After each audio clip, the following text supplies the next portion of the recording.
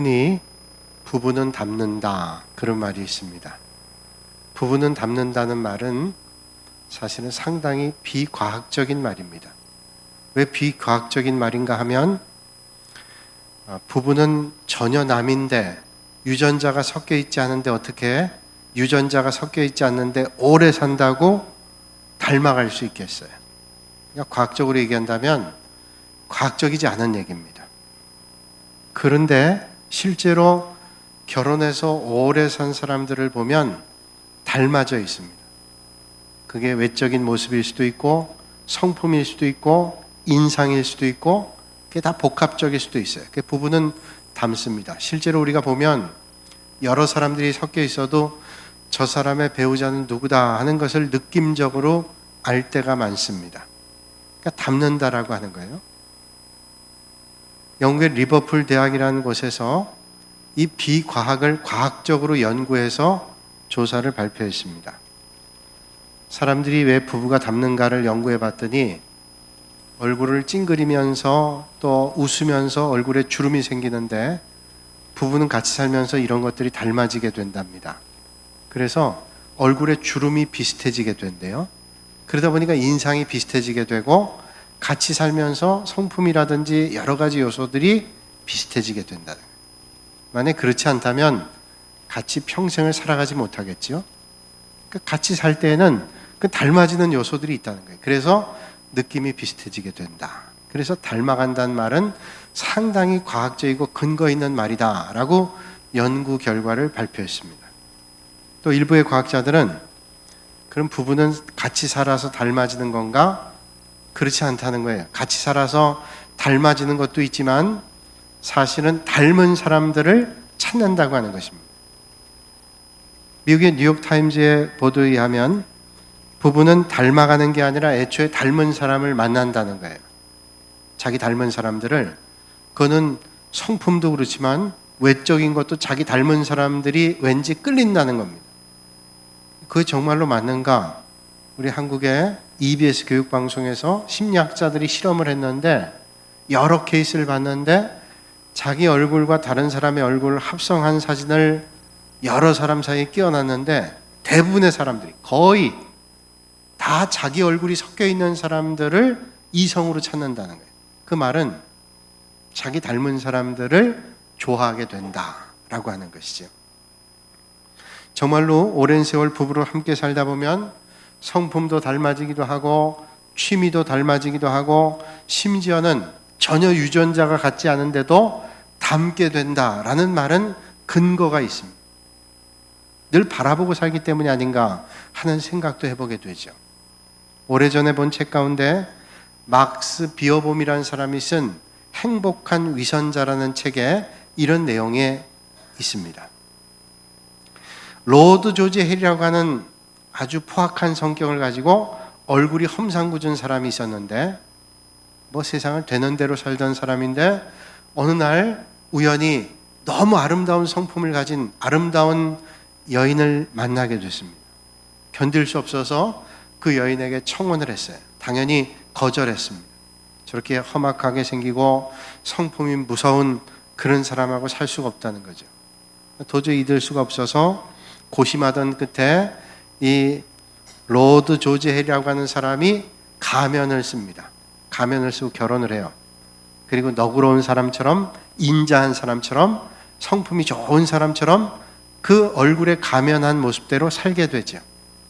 행복한 가정을 이루어나갔습니다. 그리고 절대로 가면 밖으로 자기의 성품이나 외적으로 모습이 드러나지 않도록 애를 쓰며 살았어요. 걸리지 않았습니다.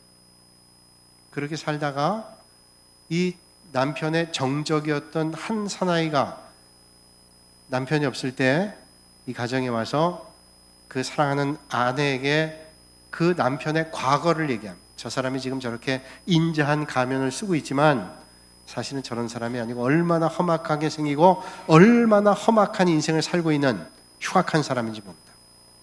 믿을 수가 없었지만 그 남자의 말을 듣고 가슴이 철렁했어요. 그래서 남편이 들어왔을 때 두려운 마음도 있고 떨리는 마음도 있고 분노한 마음도 있어서 그 남편의 가면을 벗겼습니다. 벗겨버렸는데 놀랍게도 남편의 얼굴이 가면 모습과 똑같은 거예요. 흉악하거나 험상궂거나 무서운 사람이 아니에요. 똑같은 얼굴이 됐습니다. 얼굴처럼 살았던 세월이 자기도 모르는 사이에 그 얼굴과 같은 따뜻한 성품의 얼굴로 바뀌어지게 됐다. 여러분, 예수 그리스도를 닮으려고 노력하면 여러분의 삶의 자리가 예수님을 닮아가서 예수님의 삶과 인격을 닮아지는 은혜가 있게 될 줄로 믿습니다. 출애굽기 32장 이하의 말씀 보면 모세가 출애굽하면서 시내산에서 하나님에게 십계명 두 돌판 가지고 내려올 때 이스라엘 백성들이 모세의 얼굴을 볼 수가 없었대요. 왜 볼 수가 없었냐면 너무너무 광채가 나서 볼 수가 없었습니다. 모세가 원래 광채가 났던 사람이 아닌데 하나님을 대면하고 오니까 어느덧 주님을 닮아가서 그 얼굴에 광채가 났단 말이죠.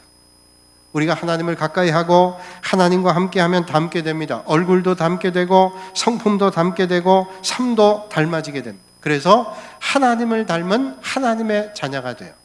하나님의 자녀가 되면 은혜가 풍성한 삶을 살고 하나님의 자녀가 되면 그 은혜 때문에 감사한 삶을 살아가게 돼요. 예수 믿는 사람들은 주님의 성품을 닮아서 은혜가 풍성하고 뿐만 아니라 매사에 감사하죠. 여러분, 주님을 닮아 있지 못하면 입술을 열 때마다 불평이 있고 원망이 있고 저주가 있고 비난이 있어요. 여러분, 은혜 받은 사람 보세요. 입술에 은혜가 있습니다. 감사가 있어요. 그래서 매사에 볼 때 감사한 것뿐입니다. 감사하다. 은혜가 넘친다. 하나님의 복이 풍성하다. 이게 믿음 충만한 사람. 여러분, 주변에 있는 사람들의 입술을 보세요. 어떤 사람이 은혜로운 사람인지 우린 말하지 않아도 알아요. 그 사람이 입술 열 때마다 옆에 있는 사람들이 은혜를 받습니다. 감사해. 얼굴에도 은혜를 받습니다. 늘 기쁨이 있어요. 감사가 있어요. 그 사람이 늘 기쁜 일이기 때문에 그럴까요? 어려움 중에도 하나님의 은혜가 있기 때문에 감사할 수 있고 기뻐할 수 있어요. 여러분, 오늘 이 아침에 여러분의 입술이 하나님의 은혜로 충만해서 감사하는 입술, 찬양하는 입술, 하나님을 높여드리는 입술이 되시기를 주님의 이름으로 축원합니다. 지난 주간에 우리 청년들이 베트남의 빈롱이라는 데, 부른뚱이라는 곳에 가서 사랑의 집짓기를 했어요. 사랑의 집짓기 문자 그대로 거기에는 공산권이기 때문에 직접 복음 전할 수 없습니다. 그래서 선교사님이 이제 변두리 지역을 찾아다니면서 어려운 사람들이 많죠. 거기 집을 져주는 거예요. 제가 2년 전에 거기에 가서 아주 좋은 것들을 많이 봤어요. 그래서 여기 이런 사역에 보람이 있겠다. 우리 청년들이 이번에 거기를 갔습니다. 집을 3채를 져주고 또 어려운 사람들이니까 송아지를 전달했어요. 그럼 송아지를 키워서 이 사람들 또 송아지 새끼를 낳잖아요. 그럼 그 송아지를 나중에 또 갚아요. 그럼 그 갚은 송아지를 또 다른 가정에 줍니다. 그럼 송아지가 새끼를 낳잖아요, 자라서. 그러니까 자꾸 이렇게 해서 자립이 되는 거예요. 집도 져주고. 집은 이제 거기서 현지에서 거의 다 짓고 우리 청년들이 가서 페인트 칠을 했습니다. 근데 그 호치민시도 아니고 외곽에 한 3시간 떨어진 빈롱이라는 지역은 어려운 동네예요. 그러니까 제일 거기서 좋은 숙소라 그래도 뭐 도마뱀이 그대로 있고 뭐 열악한 환경임에 틀림이 없습니다. 들어갔는데 마음속에 여기서 어떻게 며칠 동안 있을까 하는 생각이 드는 친구들도 있고 도마뱀이 있으니까 밤새도록 불을 켜놓고 자는 친구들도 있었다 그래요. 왜? 불 꺼놓으면 도마뱀이 얼굴로 떨어질 수도 있고 그래가지고 지키면서 자느라고 얼마나 피곤했겠어요. 도마뱀 돌아다니는 걸 보니 얼마나 피곤했겠어요.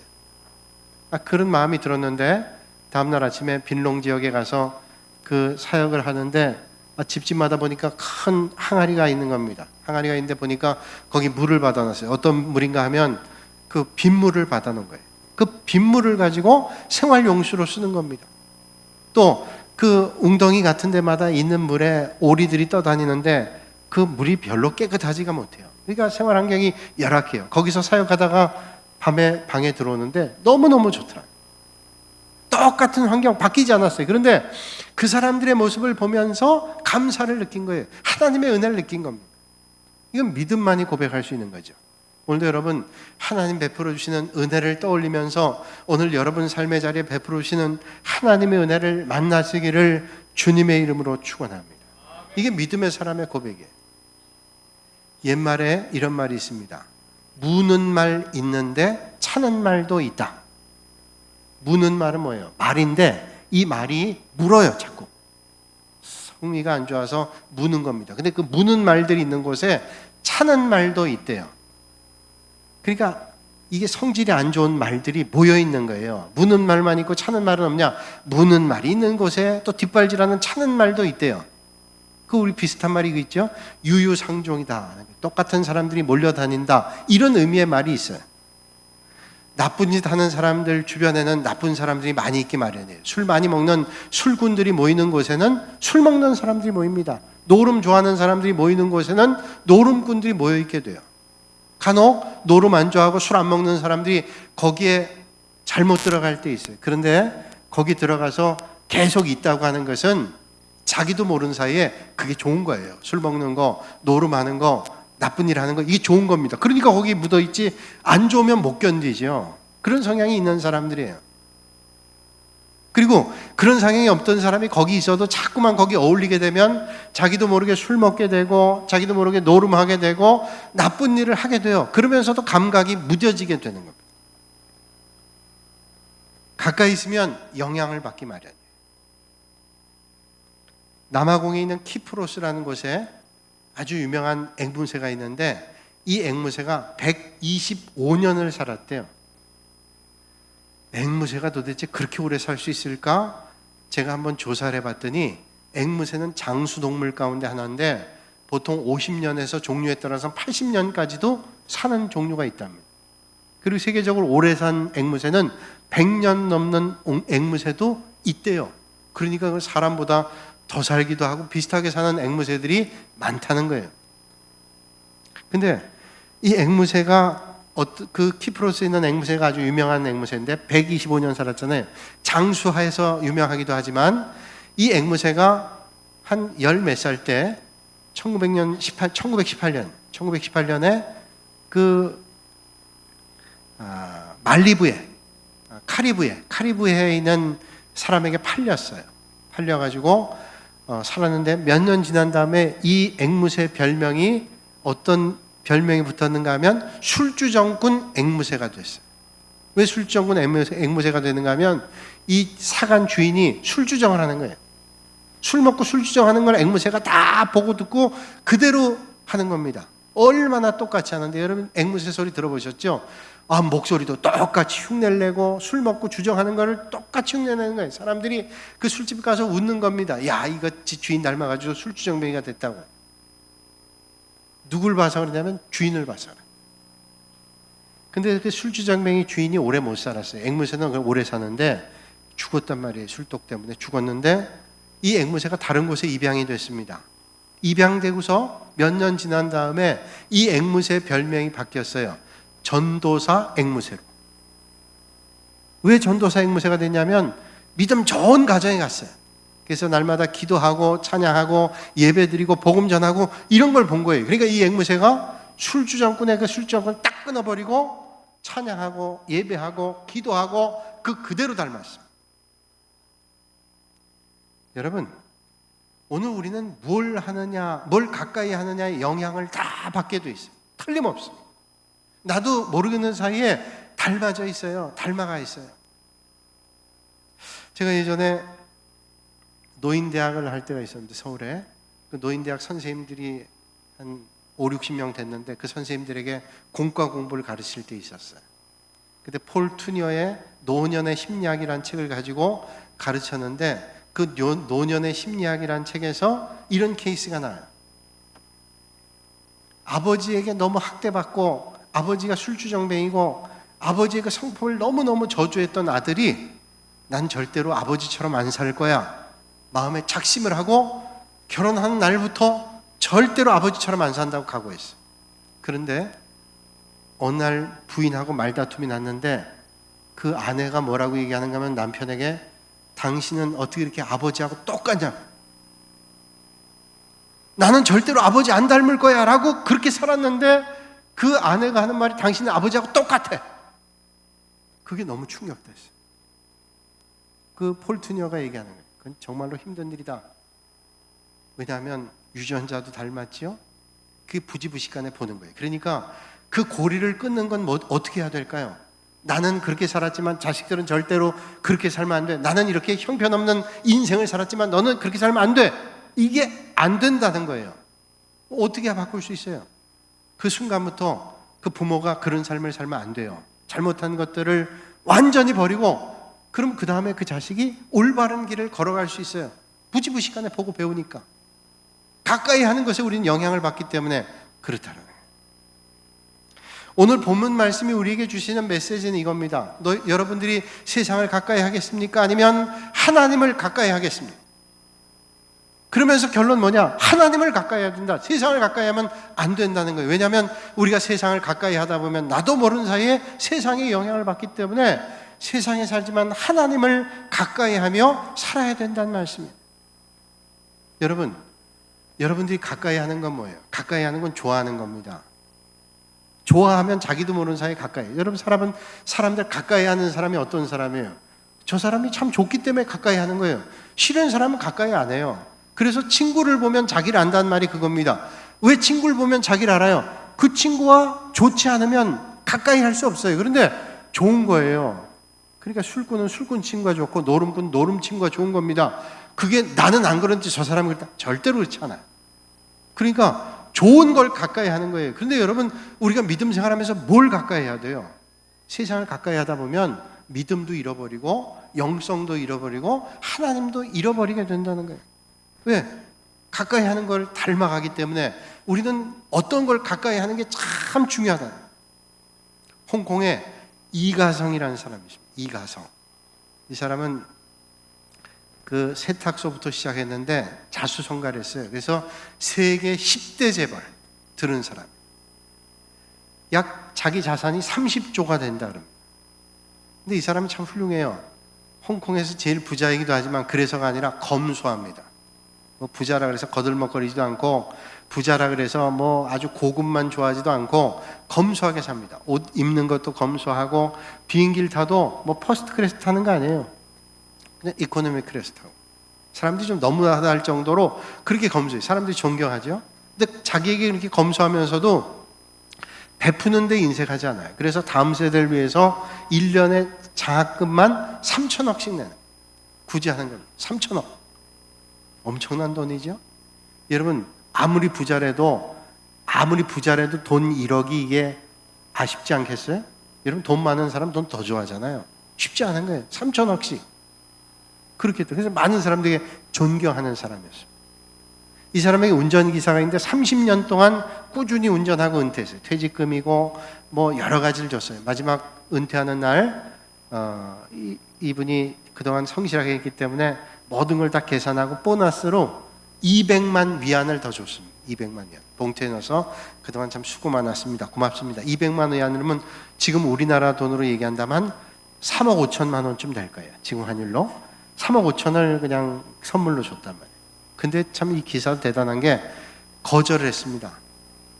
회장님, 저는 충분히 대우받았고요. 저는 이제 노후에 살 만한 충분한 돈이 있습니다.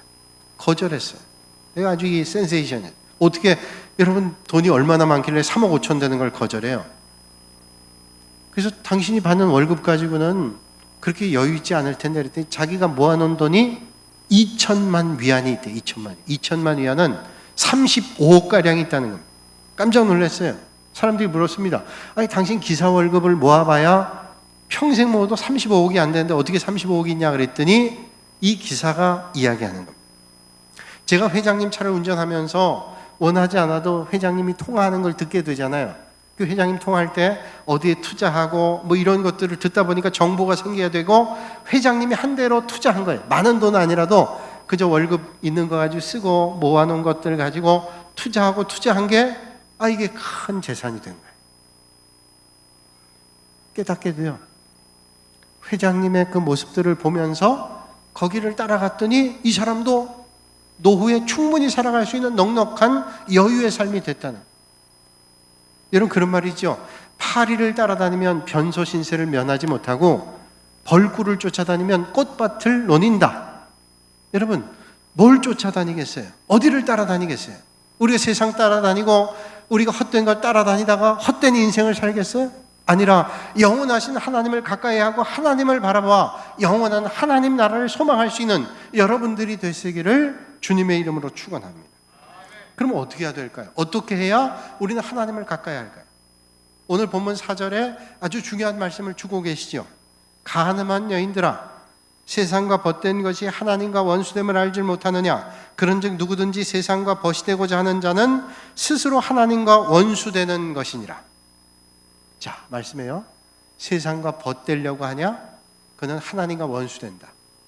자, 내가 저 사람하고 사이가 안 좋은데, 나하고 좋은 사람이 저 사람은 사이 안 좋은데 둘이서 사이가 좋으면 뭐예요? 이거는 세상과 벗하는 것과 똑같다는 거예요. 하나님과 벗되지 않는 거예요. 세상과 벗이 되면 하나님과는 원수된다, 이런 말이에요.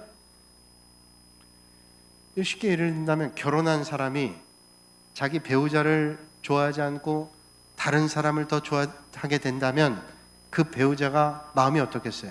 이 사람 나랑 결혼해서 사는데 다른 사람만 좋아해요.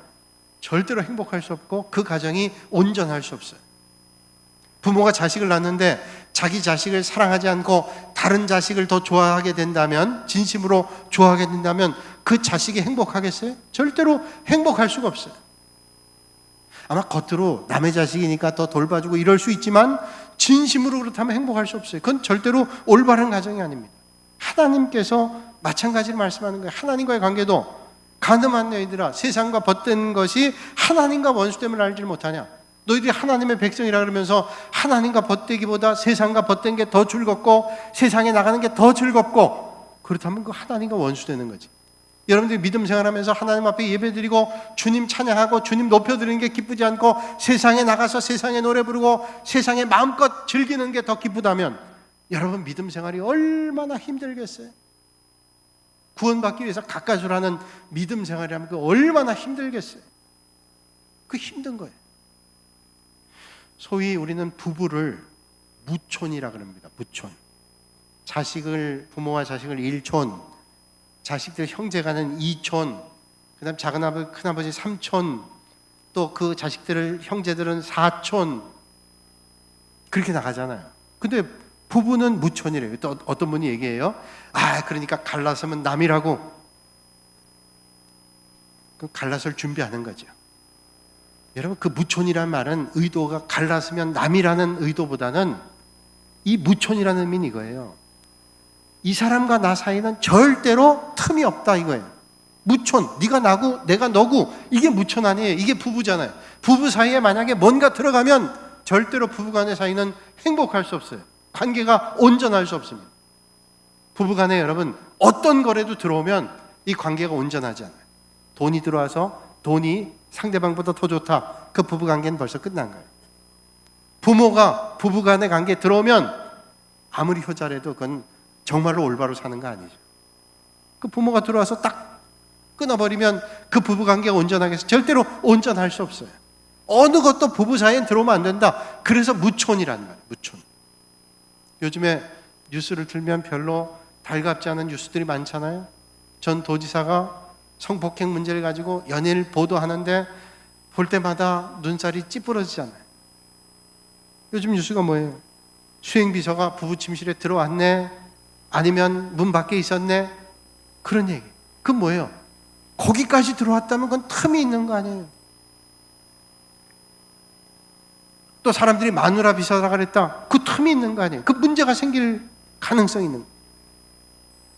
여러분, 우리 하나님과 우리의 관계도 마찬가지예요. 하나님과 우리의 관계가 밀접하고 가까워야 되는데 하나님과 우리의 관계보다 세상과의 관계가 더 좋고 가까워지고 세상으로 나가는 것이 더 좋다면 하나님과의 관계가 멀어질 수밖에 없어요. 그러니까 세상으로 나가면 하나님과의 관계는 멀어진다라고 우리에게 말씀해 주시는 거예요. 여러분, 오늘 이 아침에 예배 드리시는 여러분들은 이 세상에 무엇보다도 하나님과의 관계가 가장 밀접하실 수 있기를 주님의 이름으로 축원합니다. 어떤 것도 여러분과의 관계를 막지 않도록 하나님을 가까이 하실 수 있기를 주님의 이름으로 축복합니다. 오늘 5절에 이런 말씀을 하세요. 너희는 하나님이 우리 속에 거하게 하신 성령이 시기하기까지 사모한다 하신 말씀을 헛된 줄로 생각하느냐. 길게 얘기했지만 이거예요. 성령님이 우리를 질투하신대요. 질투할 정도로 사랑한대요.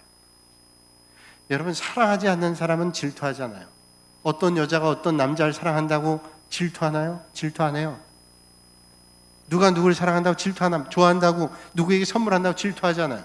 그런데 나에게 가장 가까운 사람이 나를 사랑하지 않고 누군가를 사랑한다면 무서운 일이 질투하죠. 아마 이거는 누가 지어낸 얘기인데 일리가 있다고 생각해요. 여자 송편과 남자 김밥이 있대요.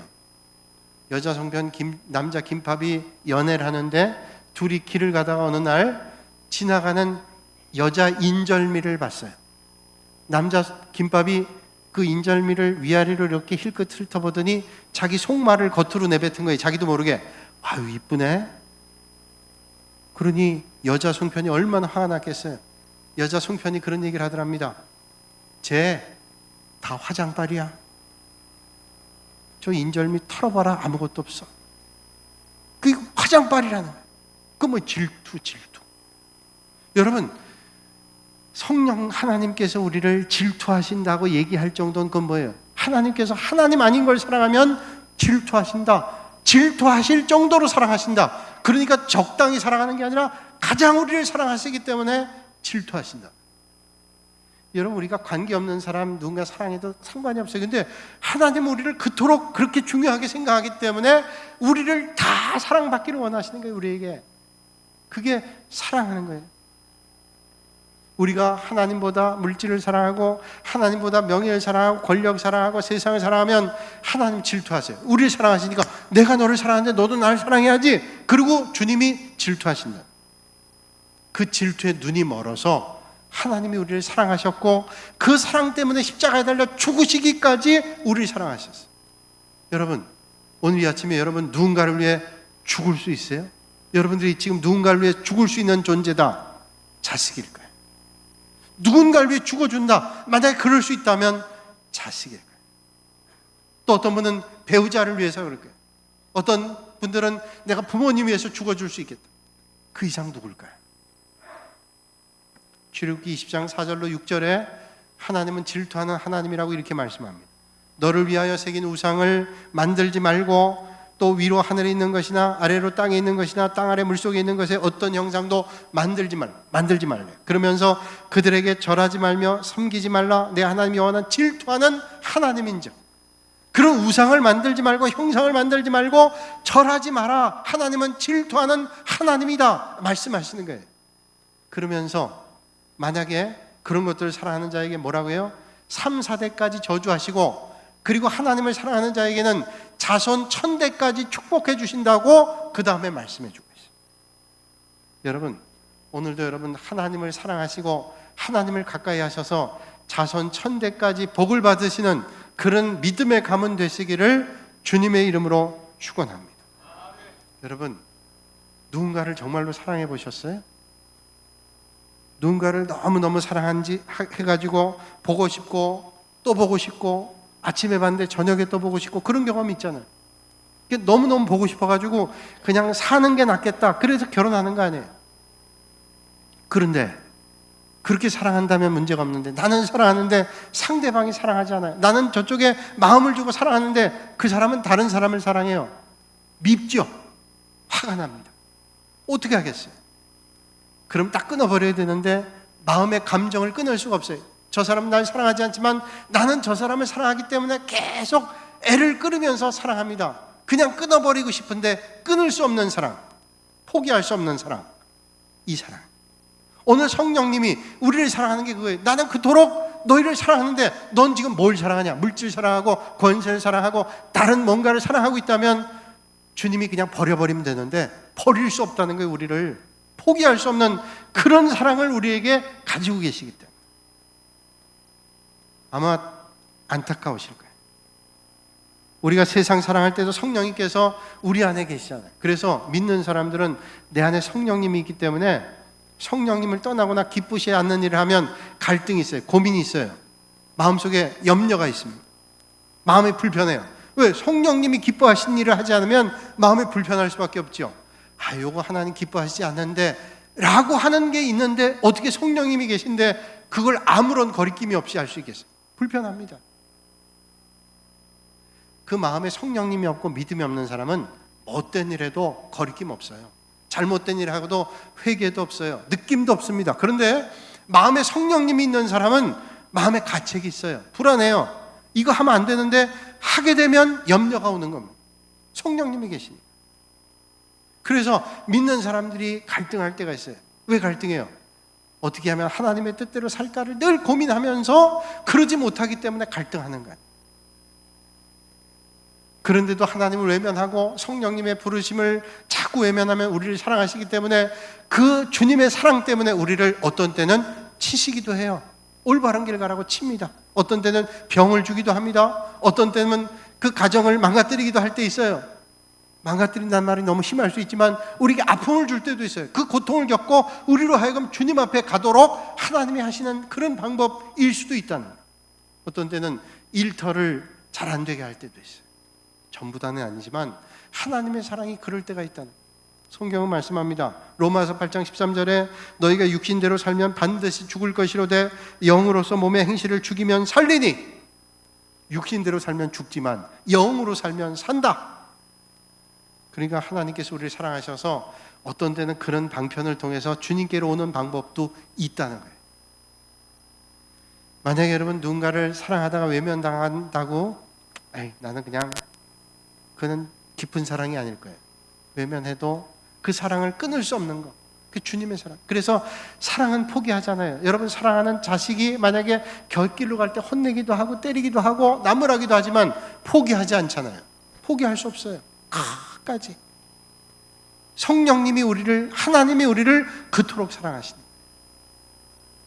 영국의 공장 노동자였던 레이 크리스프라는 사람이 1997년에 딸을 롤리라는 딸이 머리가 자꾸 아픈 거예요. 병원에 갔더니 뇌종양이에요.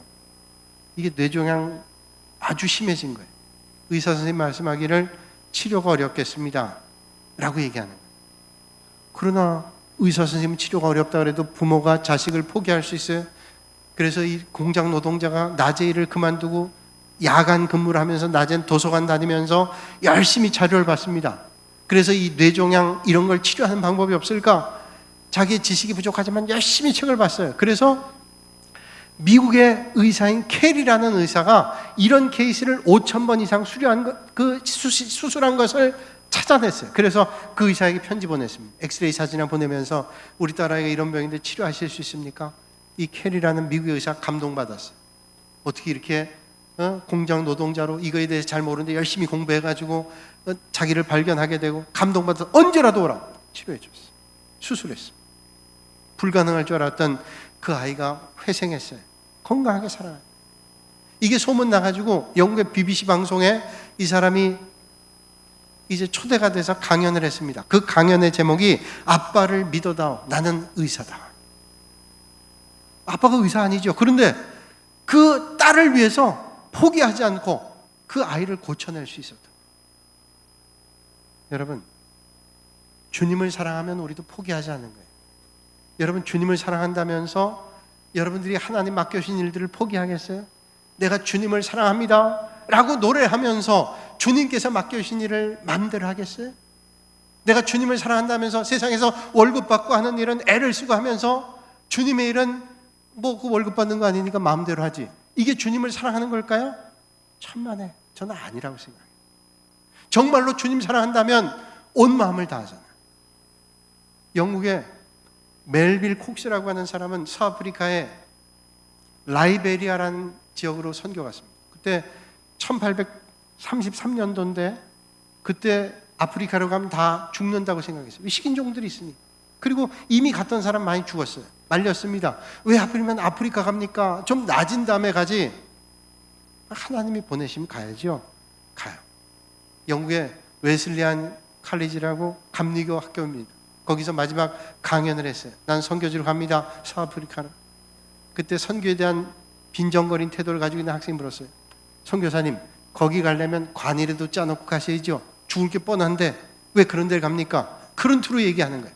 그때 선교사님이 그 청년을 향해서, 회중들을 향해서 이런 얘기했습니다.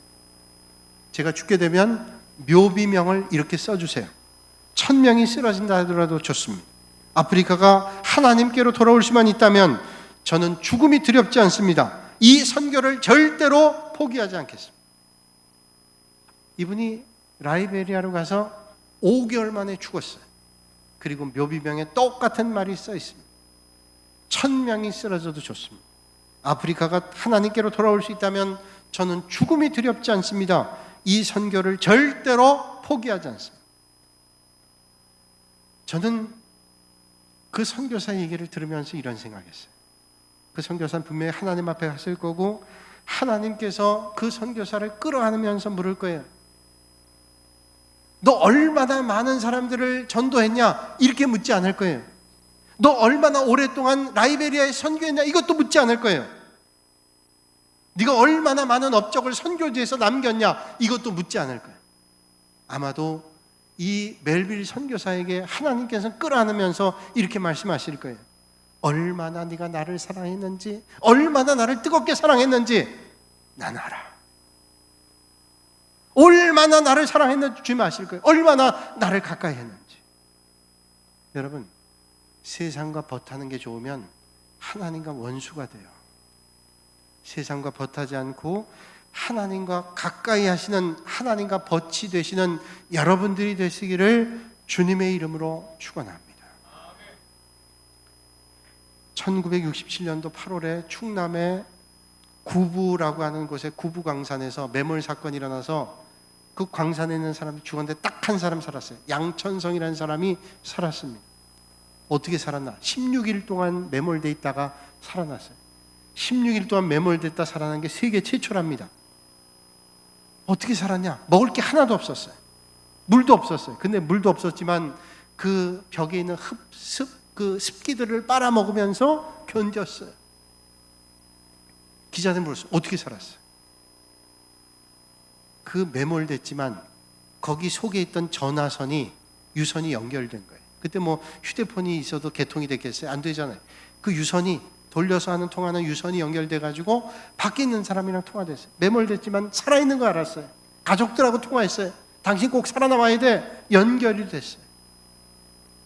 연결돼 살았어요. 소망이 있었어요. 여러분, 우리가 하나님과 가까이 하고 주님과 연결되어 있으면 우린 삽니다. 끊어지면 죽는. 오늘도 이 아침에 날마다 주님과 가까이 하여 주님과 함께 동행하시는 가장 복 있는 인생들이 되시기를 주님의 이름으로 축원합니다. 거룩하신 아버지 하나님, 한 주간 동안도 저희를 인도하신 아버지 하나님, 또 한 주간 동안도 주님과 함께 동행하며 날마다 주님과 교제하며 주님을 만나는, 그래서 날마다 주님과 가까이 하여 하나님과 벗이 되는 복 있는 인생 살게 하여 주시옵소서. 예수님의 이름으로 기도하옵나이다.